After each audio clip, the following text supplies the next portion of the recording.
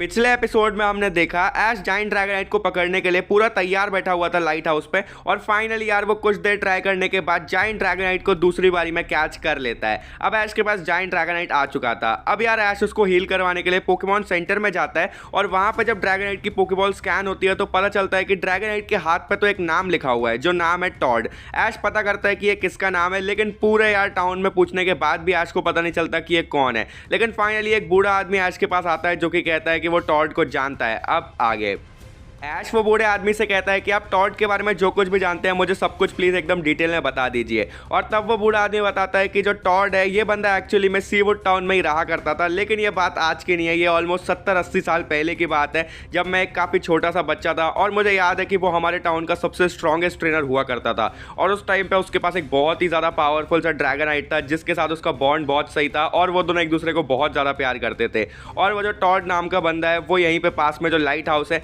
वहीं पे काम किया करता था और वहीं पर रहता भी था।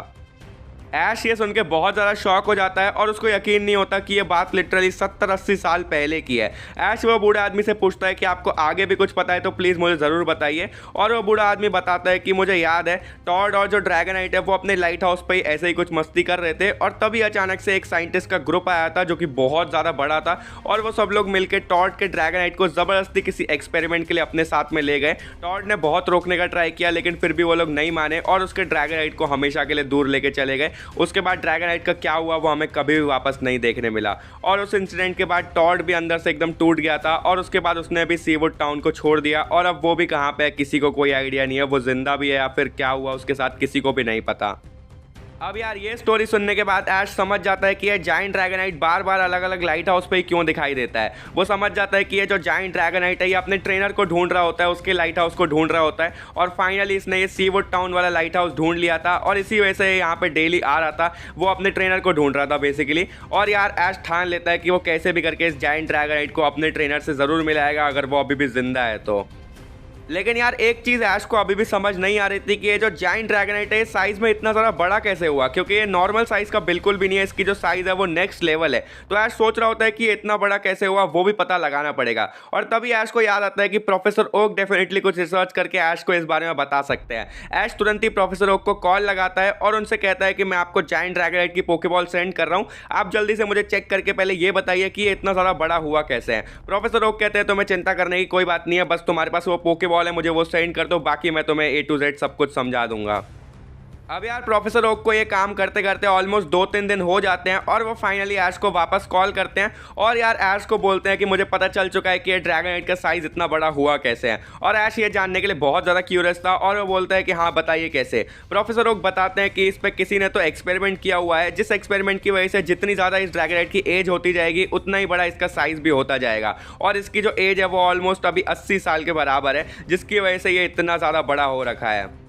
ये सुनने के बाद यार ऐश काफ़ी खुश होता है क्योंकि उसने फाइनली जाइंट ड्रैगनाइट की मिस्ट्री सॉल्व कर दी थी। उसको पता चल चुका था कि जाइंट ड्रैगनाइट इतना बड़ा क्यों है और ये हमेशा लाइट हाउस पे क्यों बार बार दिखाई देता था।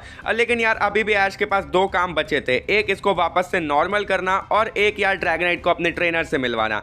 ऐश तुरंत ही प्रोफेसर ओक से पूछता है कि क्या कोई ऐसा तरीका नहीं है कि हम लोग इस ड्रैगनाइट को वापस से ठीक कर सकें, नॉर्मल साइज में ला सकें। प्रोफेसर ओक बताते हैं कि अगर इस ड्रैगनाइट के एक्सपेरिमेंट को अभी बस 1-2 साल ही हुए होते तो मैं डेफिनेटली कुछ कर सकता था, तो शायद मैं इसको वापस ठीक कर देता। लेकिन अब क्योंकि इसके एक्सपेरिमेंट को 50 साल से भी ज़्यादा गुजर चुके हैं, इसकी वजह से मैं इतना कंफर्म कह सकता हूँ कि मैं इस केस में कुछ भी नहीं कर सकता, मैं इसको वापस ठीक नहीं कर सकता।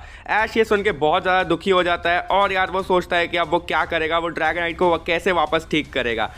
प्रोफेसर ओक तभी ऐश से कहते हैं कि एक सेकेंड, मुझे एक बंदा पता है जो कि तुम्हारा ये काम कर देगा, जो कि 100% कंफर्म ड्रैगनाइट को वापस ठीक कर सकता है।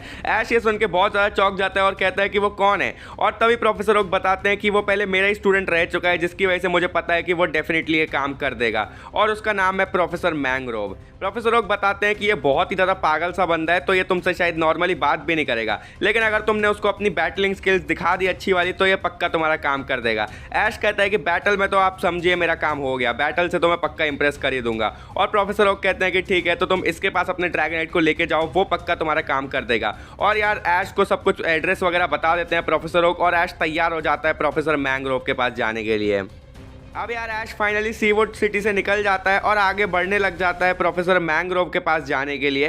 काफ़ी देर चलने के बाद अब ऐश के सामने यार एक ब्रिज आता है, लेकिन वो ब्रिज की हालत बिल्कुल भी सही नहीं लग रही थी। वो लकड़ी का था और बहुत ज़्यादा टूटा फूटा सा लग रहा था, तो ऐश को काफ़ी डर लगता है कि कहीं ये टूट ना जाए उसके चलने से। इसीलिए यार ऐश अपना दिमाग लगाता है और वो निकालता है चार्जर्ड को, और चार्जर्ड ऐश को अपनी पीठ पर बैठा के दूसरे साइड छोड़ देता है और ऐश को ब्रिज यूज़ करने की ज़रूरत पड़ती ही नहीं है। अब यार काफ़ी ज़्यादा रात हो गई थी और ऐश वेट कर रहा था कि और कितना टाइम उसको लगेगा यार अभी वो टाउन में पहुंचने के लिए जहाँ पे प्रोफेसर मैंग्रोव रहते हैं। और यार ऐश डिसाइड करता है कि वो आज शायद नहीं पहुँच पाएगा, इसीलिए वो वहीं पर सो जाता है जंगल में।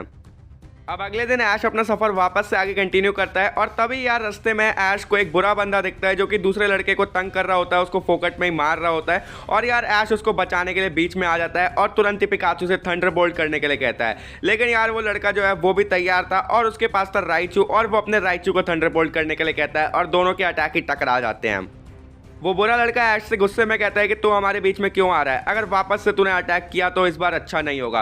और यार ऐश कहता है कि अगर इतना ही है तो तुम मुझसे एक बैटल करके देख लो। और यार यहाँ पे एक बैटल स्टार्ट हो जाती है। वो उसका जो राइचू है वो थंडर पंच करने आता है पिकाचू पे, लेकिन पिकाचू एजिलिटी से डॉज करता है और सीधा एक घुमा के आयरन टेल मार देता है राइचू पे। इसके बाद भी यार पिकाचू रुकता नहीं और थंडरबोल्ट पे थंडरबोल्ट मारने लग जाता है। राइचू भी थंडरबोल्ट के साथ में काउंटर कर रहा था और दोनों ही यार एक्चुअली में बहुत पावरफुल थे। लेकिन यहाँ पे यार अब ऐश रुकता नहीं है और सीधा एक बहुत पावरफुल सा यार वोल्ट टैकल मार देता है। ये वोल्ट टैकल इतना पावरफुल था कि उस राइचू की छुट्टी हो जाती है और यार वो बंदा डर के भाग जाता है।